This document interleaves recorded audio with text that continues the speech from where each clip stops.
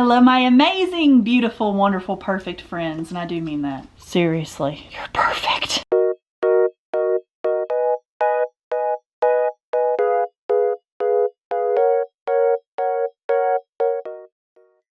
I am excited to bring you another book reading vlog today. I don't know what else I'd be reading, but I'm feeling weird and you're gonna have to suffer the consequences of that. So, I just finished my last reading vlog and I do like to do them back to back if I can, if I'm in the mood to read books. So today I'm gonna start a new book. I just purchased this the other day with The Vanishing World the same time. This is Cold Eternity by S.A. Barnes.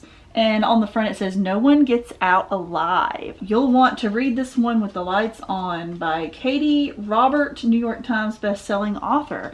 I don't know any of these people. I heard this creator talk about this on their anticipated books coming out fairly soon, and it really sparked my interest. So go check them out if you are interested in more of their content. They have some really good recommendations and reading vlogs that I really enjoy watching, and I get a lot of recommendations from this creator, so please consider finding them, watching them, supporting, liking their videos, etc. This was one of those books that they mentioned and I immediately was like, oh yeah, that's on my wish list. So I added it to my wish list, and then my local indie, they told me they got my pre-order in of The Vanishing World. And so I was like, oh great, I'll come pick it up tomorrow. And then in between that time, they posted about it in their Instagram stories. I was like, oh, I want that. And so the girl who I've been in contact with, their manager, she was like, oh, well, I'll save you a copy. So I was like, oh, you're a great bookseller, because you just you just slightly pressured me into buying this, but I was already gonna get it.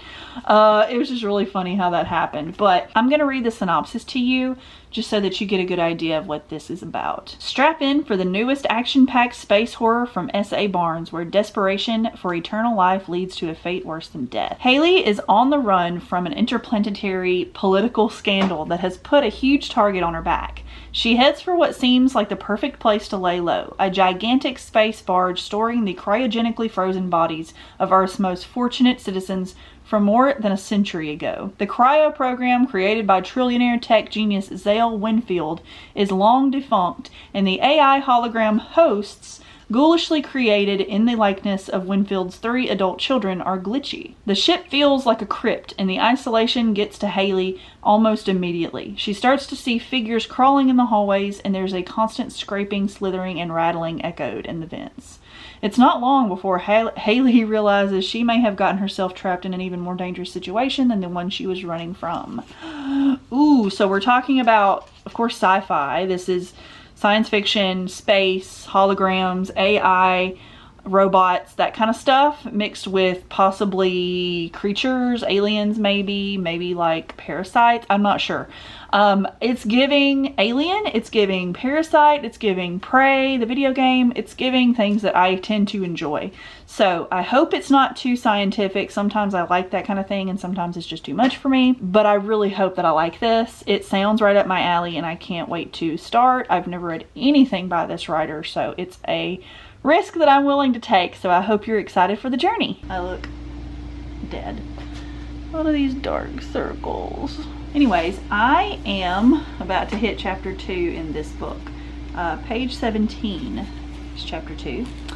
And so far we are following this girl. It doesn't say how old she is, but she is running from some organization and her parents also.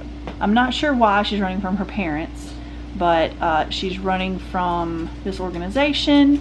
They have robbed her, and I think her parents work for them or something. I don't know. There's some stuff going on that seems very organizationally gang, corporate related, and she wants to get away from it. Sorry, my washer is really loud for some reason right now. She interviews with this guy via hologram to possibly work on this ship that houses frozen bodies of rich people from 150 years ago. She thinks that the ship has been shut down. It's not. So she would be by herself with the dead bodies and just kind of babysitting it for a very bad low payment. Like, she isn't getting paid a lot, but it's like she's kind of desperate, so she agrees to do it. The guy's real shady, kind of covers his face. She tried to disguise herself so that no one would see her because her folks have been on TV and stuff asking for her to come home or whatever. And so it's just real mysterious. There's a lot of questions I have about this character and her past. And I'm really interested of when she actually gets on the ship and starts discovering weird stuff. So that's where we're at right now. I have wanted to get a new battery for this camera because I used to have 2 batteries, and one of them got washed in my jeans one day and destroyed it completely. Like, there was no saving it. And so I was like, okay, I'll get a new one day, and I just put it off. And I finally just bit the bullet and bought one. On Amazon, they're like $50 per battery for this specific camera. Little bitty thing. And so I did some more digging, and I didn't want to get an off-brand because I just don't know how that would do. It might be totally fine, but I wanted to get the Canon brand. And so I found one on Walmart for like $25. So I snagged that sucker. Just if you ever get the G7X line, they have them on Walmart as well, the actual Canon brand. But it's exciting because now, instead of like when I'm filming a video, if the camera is like, oh, battery dead, I don't have to wait like 2 weeks or however long it takes, or not 2 weeks. 2 weeks would be like if I forget about it, but like 8 or 9 hours or whatever to charge the battery. I don't even pay attention to how long it takes, but I usually check it like the next day just to make sure it has a good full charge. And now I don't have to do that. Now I just charge one while the other one's in the camera, and then when I'm out of battery, I just swap it out instantly and I can continue filming my video. Because I don't know if you guys have noticed, probably not, but sometimes I might change shirts in the middle of a video. That's because it's probably a different day, or at least at the end of the day. And it really stifles my creativity. Like, if I'm having a bad day, it's fine, because then when I come back for the second part of the video, I might be like refreshed and be better able to articulate what I want to say in the video. But a lot of times what ends up happening is, like, when I sit down to film the video, I am so jazzed and ready to film that video that I know exactly what I'm going to say, at least like a good vague idea, and then it just comes to me as I go. Sometimes I write partial scripts, but a lot of times it's just whatever comes out of my brain. I think I work better that way. I've tried writing out scripts and it doesn't always work out. I feel very robotic, so that's what I've been doing with my videos.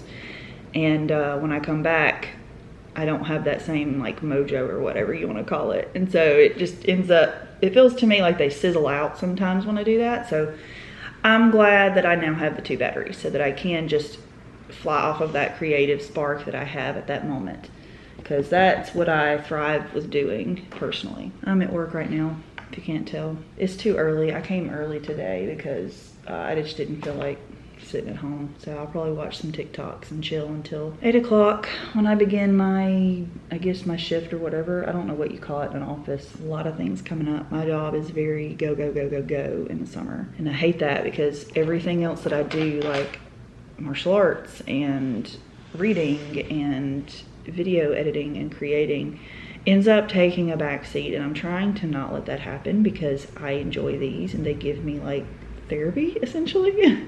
Like, they make me happy and they bring me joy, and they keep me like sane. That and art. And you know, I haven't been on an art kick. I go back and forth between art. I'm gonna try to really find a better balance this year. Oh my god, y'all, 3 of the books that I requested on hold came in at the same time. I did not expect that, because the first one took forever to come in. Oh my god. So I have a lot of horror reading to get done. Here's a sneak peek, but I'm gonna go pick those up today during my lunch break, so that's really exciting. I've got 3 new books plus the one I'm currently reading, which honestly I'm not loving. I'll talk about that in a bit.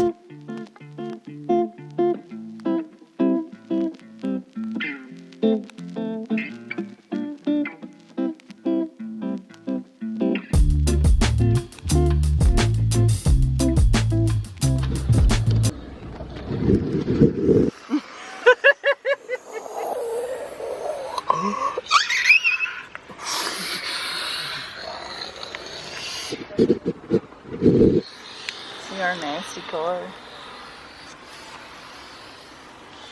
Wow, that's gonna be Wow. Thank you for that little adventure. I'm sure the subscribers appreciate it. You're welcome. Ooh, there's a spider on my window. Where? I don't see it. Where? Oh, it's like on the thing.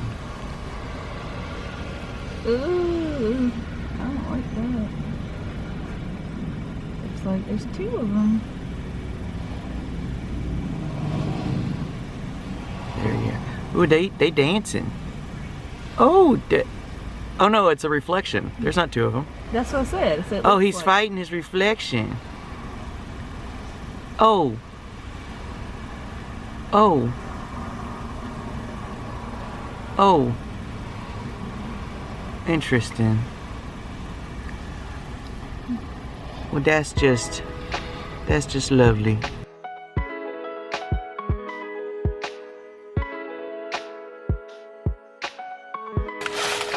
Two seconds of this footage, or will she use more of the 8.5 minutes that we recorded? Only time will tell. I'm home alone right now with Yang and Hermie, of course.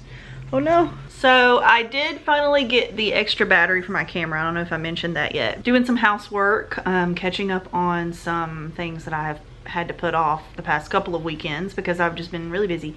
I don't like just constantly talking about how busy we are, but honestly, like, until his master's stuff is over, it's gonna be crazy, and my job gets really crazy in the summer. It's about that time. So honestly, I like my job, but I don't, because you get tired of all the time it takes for some of these events and activities and such. But that's okay.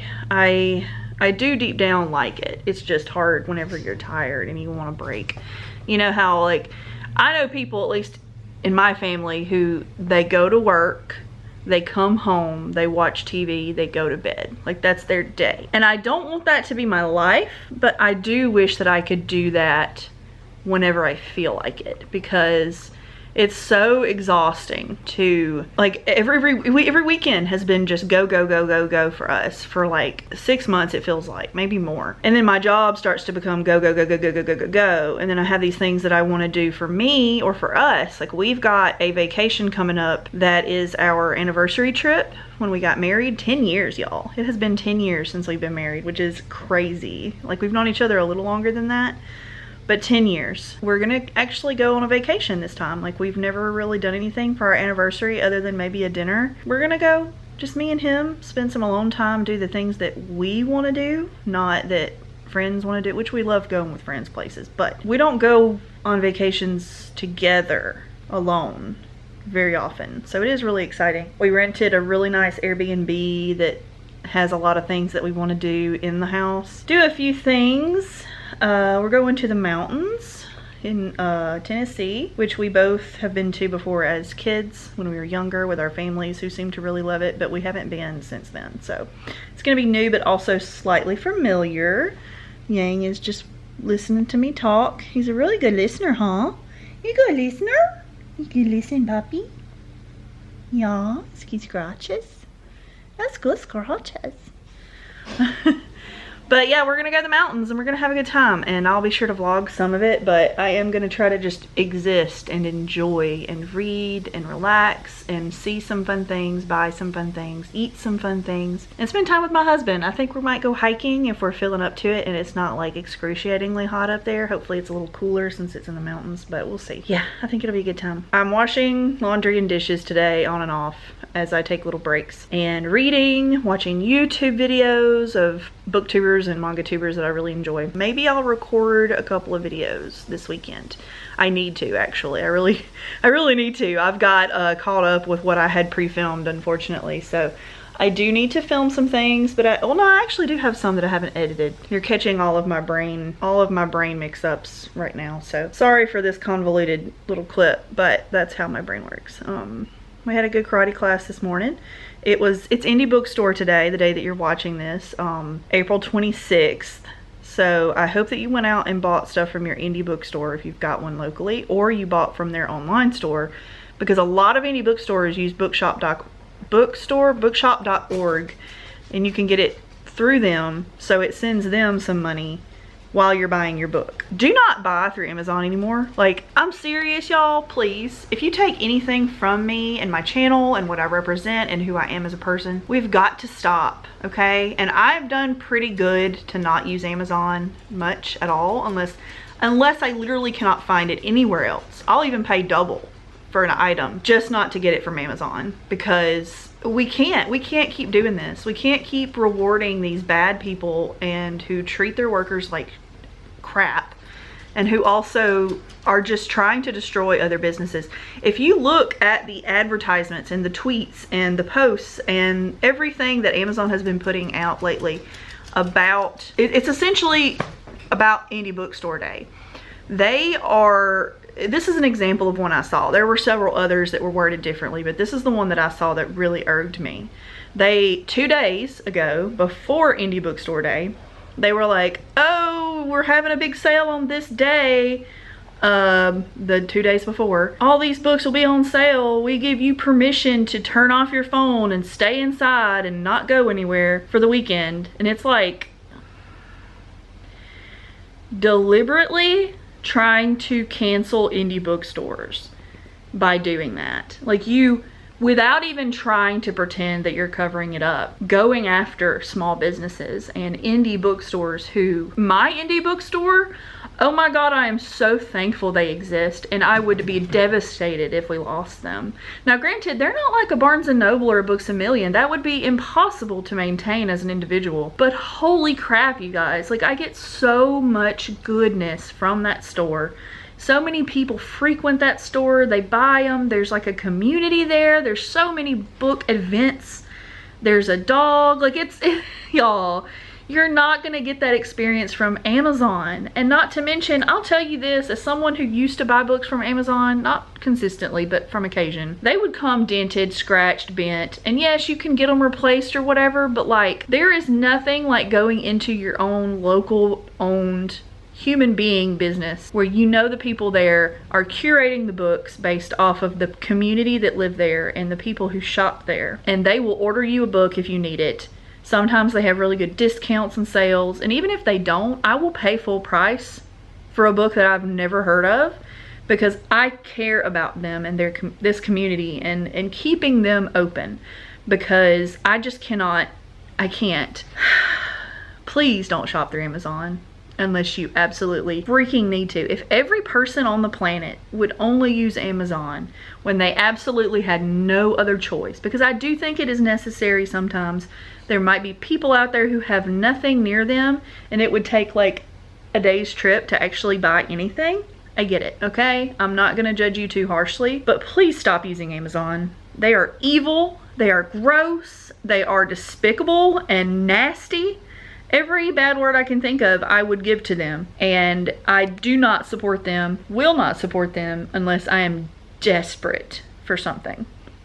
And even then, I'll try to find it somewhere else online that has it, even if it's more expensive, if I can get it within a reasonable time frame. You know what I'm saying? Like, we've got to quit being so FOMO and instant gratification of buying things. Because I even support like Barnes & Noble way more than I do Amazon. And I have a membership through them because I get free shipping. It comes fairly quickly. It's not as quick as Amazon, but I get better quality books, and I just feel better supporting a bookstore than I do a shitty online piece of crap. So that's my little rant today. I hope that you will give up on Amazon. Tell me if you bought anything for Indie Bookstore Day, and it's not too late to buy something from them now. Like, you just might get a better deal on it if you shopped today, which I did. I will show you those books in a haul. I'm gonna do a haul soon, manga and books, because I've got a little stack that I've been working on. I just haven't physically been to a bookstore to buy manga in a little while because I've been so busy, and we do have a vacation coming up, so I will be shopping on that trip, and I'll show you what I get from there. But I do think I want to do one before we go on that trip, maybe. I just don't know when. But yeah, thank you guys. See you soon. So I wanted to show you guys the library book haul that I have for you. So just as a reminder, I'm currently reading Cold Eternity by S.A. Barnes. I'm about halfway through. Not loving it. It's okay. I'm a little disappointed in the descriptions that I've been told about this. I read about it, I looked up a few things. I got an initial couple of people who said they were interested in it on YouTube, and that's understandable because the way this is pitched, I think it sounds really good, but the way that it actually is, it's a lot of politics, and I have learned over the years that I do not like reading about politics. The only exception has been the Poppy War, and that is because it's fictional. It is a fantasy setting. There's magic involved. There's a young girl who is put in a position of power, and so it's her struggling through that. I don't care. Like, when I was reading the beginning of this, it took me so long, and I'm like, am I reading a sequel? Because, you know, there was a lot of stuff being talked about, like I should know what's going on. I'm gonna finish it. I like it enough to finish it because it is finally starting to get spooky, but it was told as a like sci-fi horror kind of thing. Not digging it, but I will finish it. From the library, I had 3 holds, like I mentioned earlier, that came in at the same time. Night of the Mannequins by Stephen Graham Jones. I really enjoyed the one Stephen Graham Jones that I have read. It was really good. The My Heart is a Chainsaw, I think is what it was called. This is a novella, super short, less than 130, it's about 130 pages. I've heard really good things about it. Don't know anything about it other than mannequins. I also picked up The Eyes Are the Best Part by Monica Kim. I've heard really good things about this one. It seems short as well, less than 300 pages. And I can't wait to read that one. And then the last one I got from the library is, it's for a short story. Things Have Gotten Worse Since We Last Spoke and Other Misfortunes. I really hate myself for not picking up the physical original edition of this that came out. Here's the cover of it. I'll show you. It was beautiful. It was more interesting. I might look to see if I can get a used copy one day, but oh my god, people are reselling this book for so much money and they've not reprinted it, so it is out of print. And that's the main story I want to read in this, but I might try the other stories if I'm in the mood. Sometimes I'm in the mood to read short stories, sometimes I'm not. So I have these. They're all due on totally different dates, which is so weird because I requested them very quickly within each other's time frame. But yeah, I've got a stack of those to work through in the order that they came. And then I'm also currently reading this Goosebumps book, of course, for that other challenge I'm doing. And then volume 1 of Monster Musume, Everyday Life with Monster Girls. This is degenerate, okay? I'll be honest, this is one of the most degenerate manga I've read when it's not rated a certain way. It says 16 plus, but I don't think I would be comfortable with a 16-year-old reading this, personally. That's just my opinion. I think it should be 18. There's not like, so far, I'm barely into it, there's no like penetration or anything. But it's very nudie, very nudie, and very ecchi, very suggestive, excessively so. But it's fun. I'm not gonna say I'm not having fun so far, but I am just barely into it. And I do like Monster Girls. I think that's a really fun subgenre of manga. So this is one that me and my husband have both been very curious about for a long time, and I just picked it up and said, why not? Let's just do it now. Let's try it. Yeah, those are all of the books that I'm currently considering reading. TBR, very current. I did also pick up a couple of books from our indie bookstore sale, but I'm not gonna show those until the haul. So yeah, so I just finished reading Cold Eternity by S.A. Barnes, and I wanted to talk to y'all quickly about what I think at the very end of it. I know I didn't do a ton of check-ins, but I liked it at the end. I think I gave it 4 stars, but I have a problem with how much political, like fake politics is in this. I think the author is pretty liberal based off of some of the comments made in this book. I don't care to read about fake politics. Like, if I'm gonna read something political, which I like to be in the mood for. Ooh, there's a cardinal. Can y'all see it? Oh, how pretty. Oh.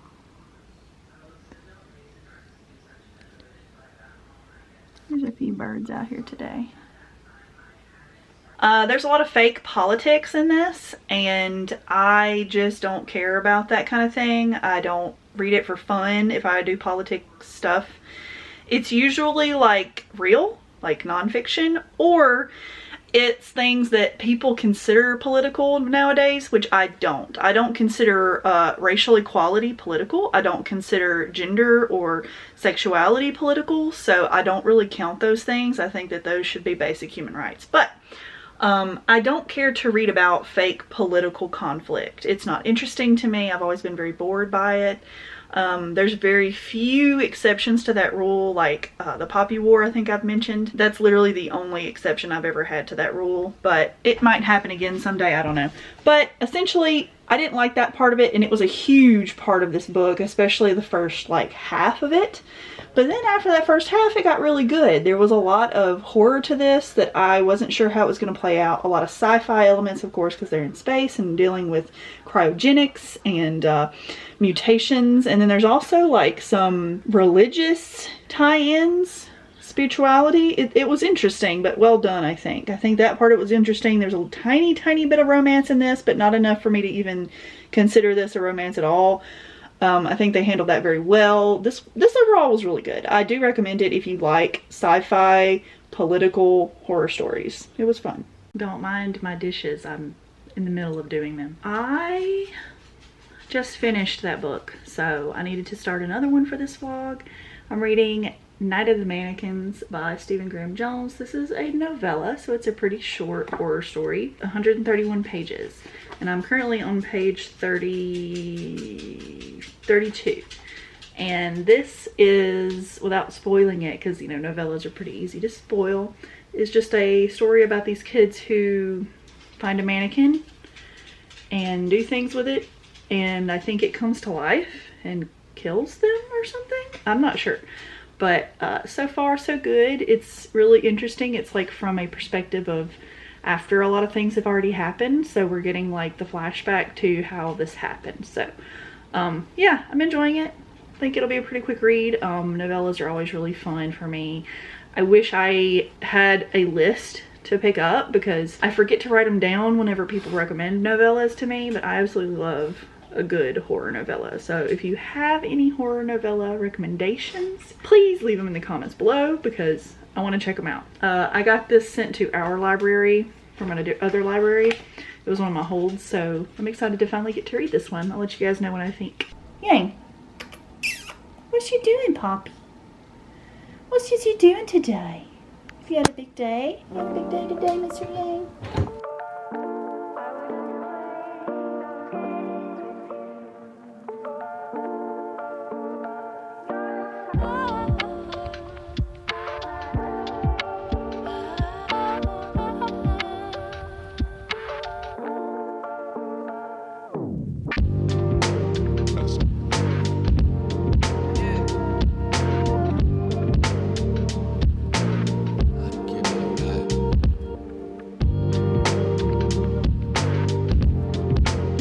This book is wild.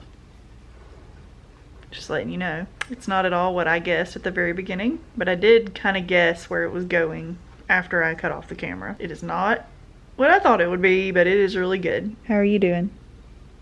I'm good. I'm waiting for these guys to turn around. I'm gonna try and get a double assassination. Ooh, I want to see. Turn around. Maybe if I throw a...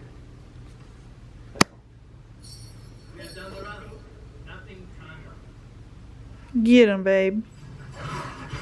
No, I didn't get nothing. No, you didn't get nothing. I just finished. Same day I started. I read it really quickly. It was one of those books that I just devoured very quickly. Because it is a novella, I don't want to spoil it for y'all, but all I can say, I guess, is it's not what I was expecting or kind of told that it was going to be about, because you read this and you read the description or part of it. I didn't read the whole description. I just kind of went for it based off of recommendations from people. And you think it's going to be this like campy horror or a psychological monster movie or something. Like I thought it was going to be like that, you know, some cheesy thing about a bunch of mannequins. And that's not at all what it was. And I think that might be why this book isn't rated higher on Goodreads. It's rated okay, almost a 4-star, but honestly it should be much higher. This was phenomenal. I gave it 5. I'm definitely gonna have to find a copy for myself because this was really fun. If you know anything about me, I like books. You what? I'm not done. I like books that are from the inside of someone's mind, and that's the perspective that we're in throughout this entire book. That's all I can really say, because if I tell you anything more, it will spoil the hell out of it. So just give this a shot. It's less than 200 pages, and if you like Stephen Graham Jones's work, I think you'll like this one. I really think the only other book of his that I've read, which I really loved, was My Heart is a Chainsaw, and that had a lot of inner dialogue within the girl's mind. I think you would like this as well, and I've heard that he does a lot of other books like this, but it really makes me think I need to pick up a lot more of his work, because holy crap, this was fun. Absolutely unhinged. I did kind of predict what was happening early on, but that didn't ruin the fun or anything.